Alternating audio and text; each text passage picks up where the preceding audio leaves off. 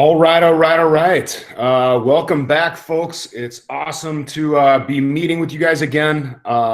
Ready to get right back into our schedule here, which we'll talk about here in just a minute. I trust that everybody had a super break. Yeah. I'll get to the schedule here in just a minute, but I'm sure there are going to be more announcements coming up here regarding our what the high school plans to do. What's it going to look like when we get back into the classroom? What's that schedule and what's that calendar going to look like? For now, basically all of us teachers are just kind of planning as though we're planning for January to be distance until we're told otherwise. Obviously, you guys have heard in some way, shape, or form that the elementary schools already have their plan for going back, but we'll talk about what our schedule here is in just in a minute, okay? A couple of administrative deals, just so you guys understand. The Civil War lecture Play Posit Part 1, that should already be in the grade book. Now, if you went in and adjusted yours, or it was marked as like incomplete or whatever, or you got some wrong and you want to change it, you can go back in and change that stuff. But here's what I want you to know about Play Posit. I don't get a notification when you guys go in and do that. It's kind of like the flip grids that I have to go in and kind of cross-reference that with the grade book to make sure that it's up to date. So just this morning, I had a kid that said, hey, I finished that Play Posit, and just sent me an email. And that's really, really helpful. It's not that I won't get to it, guys. It's just if you would like your grade book to be updated as soon as possible, just shoot me an email. And typically I can get that thing upgraded within, an hour or two, okay? Feedback from the flip grids have been as such. You guys really did a great job in formulating your questions, but kind of overall what the theme has been if you want full credit, you've got to show me the research that you learned about your question, not what you speculate, not what you imagine would have happened. Does that make sense? So if you posed a question and then you just started off with the sentence strand in saying, well, I think that this is what have happened, or I think, or this is the conclusions that I came to. We're not looking to see what you came to. We're looking to see what your research has gathered. So like what your different sources have said about the very thing that you were looking at. I hope that makes sense. You've got two things that we're going to take a look at in Schoology here in a moment, but not yet. We are going to do this crash course together. Then these Chapter 4 guided notes are going to be assigned today. I'll show you how to do that. That shouldn't take you a whole lot of time. And then lastly, I put a document on Schoology called Personalized Topics for the Civil War. And you can go on there and start looking as to what your personalized topic will be for the next go around with Flipgrid, which we will come back with on Thursday. So when we meet again on Thursday, you're going to see a new Flipgrid link, and you are going to be focusing on your own personalized topic with the American Civil War. Okay, so let's skip over to Schoolio real quick. So here's what Schoology looks like for you. Here's some upcoming dates that you should be aware of. Like I said, we're going to do this crash course together, and we're assigning this Chapter 4 guided notes today that's going to be due on Thursday. Your Civil War lecture Part 2 for Play Posit, that is due on Thursday as well. Or more specifically, that's just when it's going into the grade book. Okay, so you've got a little bit of time to complete the Play Posit, and as I said before, you can, if you don't like your score, you can go in and change that. But just like the flip grids, the Play Posits, I don't necessarily see when those are changed, so it is helpful if you can email me on that, okay? So if you are confused about what your Flipgrid score was, click on this link in order to see how to view your Flipgrid feedback. Under Activities, here is your Chapter 4 guided notes. So open up this PDF, not now, but open up this PDF, and you can work on this in Notability as you go down here to the U.S. History textbook link, and you'll see right here, Unit 2, Chapter 4, that's the one you want to complete the Chapter 4 guided notes. So look for the Chapter 4 link, Unit 2, Chapter 4, to complete the Chapter 4 guided notes. And yeah, so you've got your 2 play posit links there as well. This is your Civil War individualized learning topics. I'll talk about that a little bit later. But for now, what I'd like you to do is open up CC Civil War and put that PDF right into Notability right now, because we will do this one together.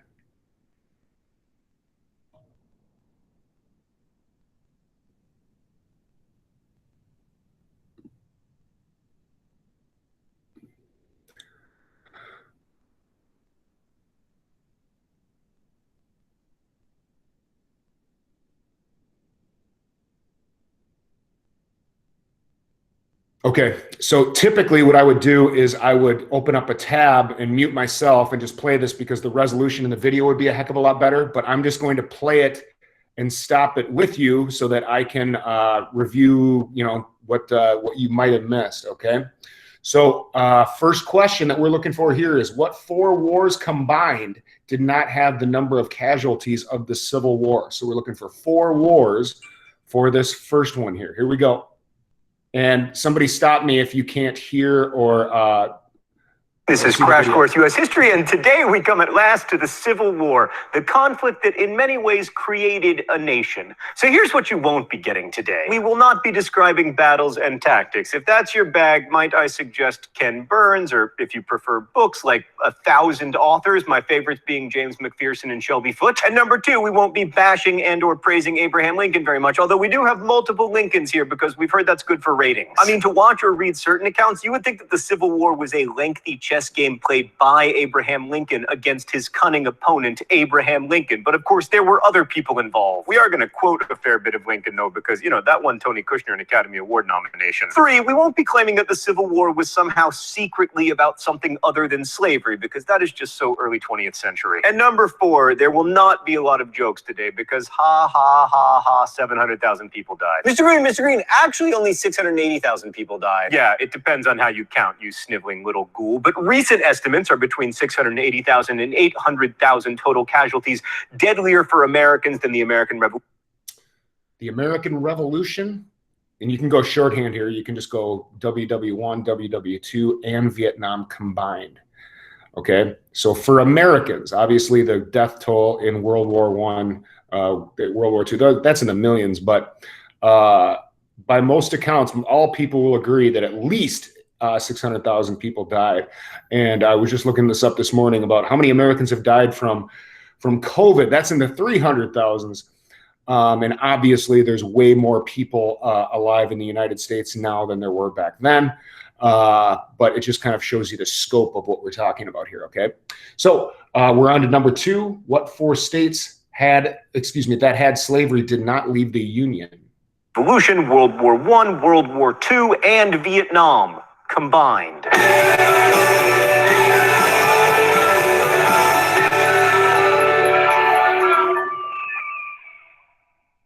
So let's start with some basic facts about the American Civil War. 1861 to 1865, which corresponded with the presidency of Abraham Lincoln, the Union, or more colloquially, the North, fought against the forces of the Confederate States of America, or the South. Sometimes people call the Union the blue and the Confederates the gray, but in fact, the uniforms weren't very uniform. They were all different kinds of color, and also, with all that dirt and blood, they were all just brown. All right, let's go to the thought bubble. You'll notice from this map that not all the states that held slaves were part of the Confederacy. The border states of Kentucky, Missouri, Delaware, and Maryland allowed slavery and never left the United States. Okay. Let's back it up just to make sure we got all that. Okay. The border states, okay, we've talked about this before. Those are those states that were fighting for the North but still had slavery. So Kentucky, Missouri, Delaware, and Maryland. What 4 states had slavery and did not leave the Union? Those are called the border states. The border states. Those 4 states. Kentucky, Missouri, Delaware, and Maryland. And Maryland allowed slavery and never left the United States. All of these border states were critical to the Union. Maryland was north of the nation's capital in Washington, D.C. Kentucky controlled the Ohio River. Missouri was the gateway to the West. Delaware actually wasn't that important. So none of that should be particularly controversial unless you're from Delaware. But the causes of the war, that's another story. The Civil War was about slavery. Actual historians will back me up on this, like David Goldfield, who wrote, "Both Northerners and Southerners recognize slavery as the immediate cause of the Civil War. Also, Lincoln said in his second inaugural address, 1/8 of the whole population were colored slaves, not distributed generally over the Union, but localized in the southern part of it. These slaves constituted a peculiar and powerful interest. All knew that this interest was somehow the cause of the war. That said, in comments, lots of people will be like, the war was about agriculture versus industry, or the states' rights to protect themselves from the tyranny of a big federal government. But if it were really about that, the Civil War would have started during the nullification crisis in the 1830s, when, as I'm sure you'll remember, Andrew Jackson, number 3. Jackson said that South Carolina couldn't declare a federal tariff null in their state. Why didn't that cause a civil war? The Confederate government passed the first conscription act in American history, implemented national taxes, created a national currency, and had a government bureaucracy of about 70,000 people, more than the federal bureaucracy in Washington, D.C. Thanks, Thought Bubble. That said, in the beginning of the war, Lincoln deliberately tried to downplay the slavery angle, arguing that the war was only about preserving the Union. But the war was also about religion for both sides. As David Goldfield put it, in protecting the revolutionary ideals, Northerners would preserve God's plan to extend democracy and Christianity across an unbroken continent and around the world. Southerners welcomed a war to create a nation more perfect in its fealty to God than the one that they had left. But it's also important to remember that regular soldiers often had more prosaic reasons for going off to fight, as you will eventually learn when you are forced to read the Red Badge of Courage. Goldfield tells the story of one Alabamian who enlisted only after his girlfriend mailed him a dress and told him he should start wearing it if he wasn't willing to fight. And for Northerners, union, religion, and an end to slavery mixed together to form a potent rationale for war. It's summed up nicely by Julia Ward Howe's words to the song that would become famous as the battle hymn of the Republic. As he died to make men holy, let us die to make men free. You thought I was going to sing, but you were wrong. So spoiler alert, the Union won the war, which in a sense is unsurprising because they had massive advantages. For starters, they had many more people, approximately 22 million. 22 mil, as opposed to 9 million in the South. Compared to 9 million in the South, of whom 3.5 million were slaves, and therefore unlikely to be sympathetic to the Southern cause. Also, the North manufactured more than 90% of all goods in America. Its factories turned out 17 times more textiles than the South, 30 times more shoes and boots, 13 times more iron, and 32 times more firearms. Plus, at the outbreak of the war, the North had 20,000 miles of railroad compared with the South's 10,000. Okay, so number 4, how many miles of railroad were in the North? 20,000. Made it easier for the Union to move its army, which over the course of the war enlisted more than 2 million men compared with 900,000 for the Confederacy. Even Northern agriculture was more productive, taking greater advantage of mechanization than Southern farmers did. Really, the only advantage the South had was better military leaders, like most. Better military leaders, number 6. What was the main advantage of the South? Better military leaders. The tactically famous generals of the Civil War, Robert E. Lee, Stonewall Jackson, Jeb Stuart, etc., were Southerners, and also, by the way, they all had great last words. Lee said, "Strike the tent." Stonewall Jackson said, "Let us cross over the river and rest under the shade of those trees." And Jeb Stuart, after being mortally wounded in battle, said to his close friend and lieutenant, "Honey bun, how do I look in the face?" Famous Union General Ulysses S. Grant's last word was water, which isn't nearly so good, but he said that last word after having survived the war and getting to be like president of the United States and stuff. Right, but anyway, this all raises an interesting question. Was the result of the war a foregone conclusion? The Confederacy had to create a nation from scratch and build national unity among people who were committed to the autonomy of their individual home states, so that's a problem. And then there was the issue of overcoming class conflicts, especially when the ruling class was often exempted from actually fighting in the war. But when you put aside all that nation-building stuff and just focus on the actual fighting of the war, the question of the Union's inevitable win becomes much trickier. Some have argued that all the Confederacy really needed to do was outlast the Northern efforts to bring them back into the Union, like Washington had to do against the British. And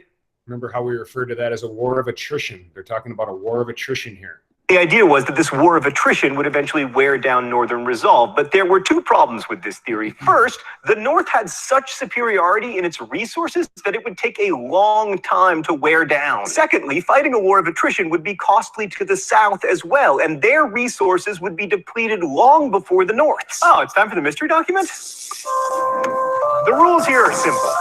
Whoa! That was intense. I try to identify the author of the mystery document. If I am right, I do not get shocked, but I'm never right because Stan makes it too hard. All right, let's see what we got today. I therefore determined first to use the greatest number of troops practicable against the armed force of the enemy, preventing him from using the same force at different seasons, and second, to hammer continuously against the armed force of the enemy and his resources, until by mere attrition there should be nothing left to him but submission. Okay, so the strategy of attrition was a Confederate strategy, but Stan is a jerk. But it talks about the enemy and his resources, which was kind of a Union focus, and more importantly, it talks about preventing him from using the same force at different seasons. That makes me think it is a Union general. Final answer, Ulysses S. Grant. Ulysses S. Grant is the correct answer. You can just put Grant. Oh! How do you like them apples? Grant was different from previous Union generals in that he was willing to sustain enormous casualties in pursuit of his goal to wear down the South. Because of this, Grant was often branded a butcher. Okay, next page, number 8. Grant was unique in that he was totally okay with having huge losses of life among his troops if it helped him win a battle or war. This is why some referred to him as a butcher, Like, he was willing to weather incredible losses, including the 52,000 men, 41% of his army, who were injured or killed at the battles of the Wilderness and Cold Harbor. But his grim determination, not just to defeat, but to destroy his opponent, is what made Grant one of the first truly modern generals, and also the most successful leader the Union found. So Grant's brutal strategy, coupled with the vast superiority in Northern resources, suggests that the outcome of the Civil War really was inevitable, but it also points to some of the reasons to be cautious about that conclusion. First off, it took 3 years before the Union actually fully adopted Grant's strategy, and between 1861 and 1864, it was possible that Southern victories would eventually force the Union to give in. I mean, the Union lost a lot of battles in the first 2 years, largely due to ineffective generaling, and nothing saps a nation's motivation for war like losing. Now, some argue that the North had superior motivation to prosecute the war because they had God on their side and they were against slavery, but that's also pretty problematic. I mean, for many men who joined the Federal Army, a war to end slavery had very little appeal, especially poor enlistees who might be afraid that newly freed slaves would compete with them for jobs. Also, while we are correct in considering slavery unjust, Southerners who took up arms for the Confederacy saw themselves as engaged in a fight for their own freedom rather than a fight to protect slavery. The truth is, when it comes to fighting, motivation is a very tricky business, and I'm most comfortable agreeing with James McPherson, who argued that motivation waxes and wanes with victory,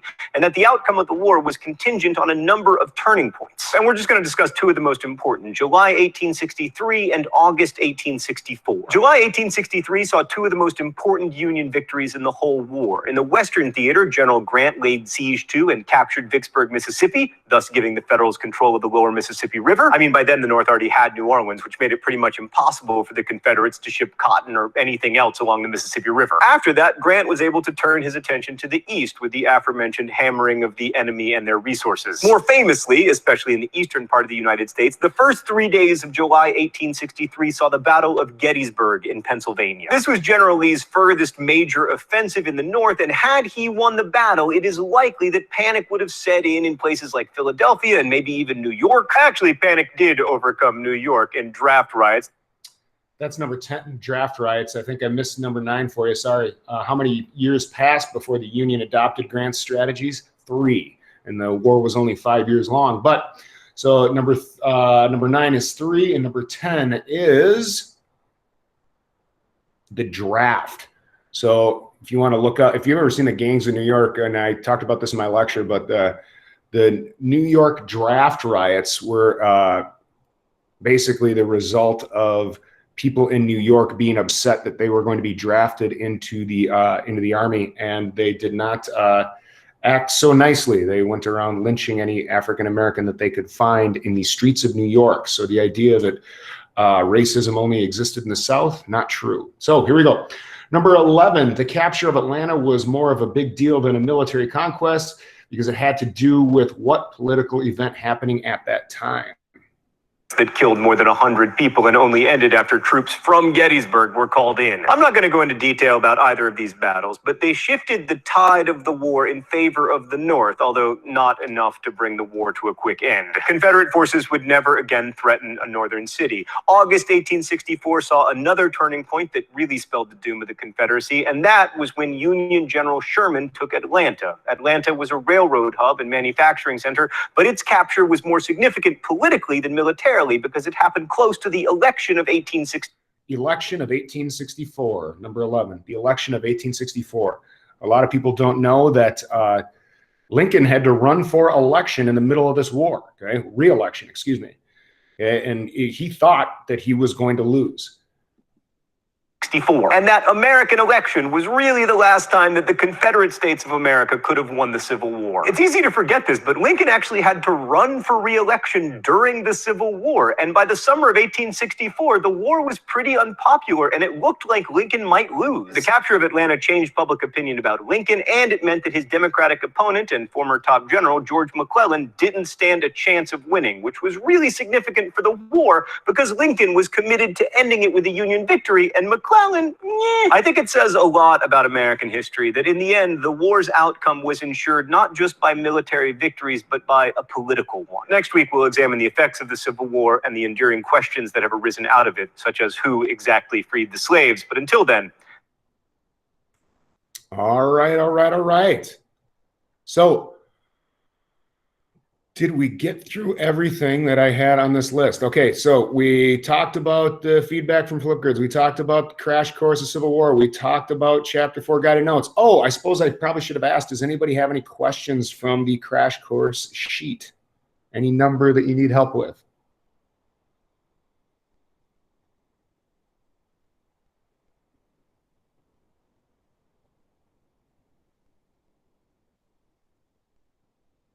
If not, you know that that Dropbox is open and you guys are going to be turning that in before Thursday, but you've already knocked off one of your objectives for Thursday, okay? The other one is you want to check out that second play posit because that's due on Thursday. And the last one is your Chapter 4 guided notes. So I would say use this time that I'm giving you here, okay, to go on and work on the Chapter 4 guided notes. Okay, last thing before I bid you adieu is I am going to show you.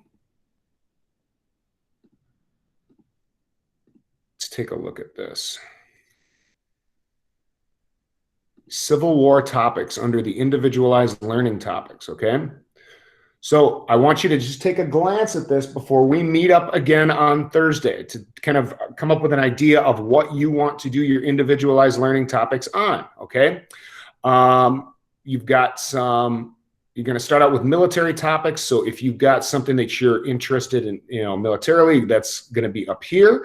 Okay. A lot of you were really interested in military technologies and the differences between military technology between the beginning and end of this war is unbelievable. Okay. And you're going to see those tactics change as well. The fact that they ended the war with the rifled musket is pretty amazing. Anyway, some pretty interesting political topics here as well. Social and cultural topics. I know a lot of you are really interested in music or art of the Civil War, and you did some awesome things with those. You've got African-American topics here. You've got some general topics about the war, but I want you to at least peruse that before we meet up on Thursday to talk about what you're going to do with it, okay? So, let's see. I'm going to stop recording here.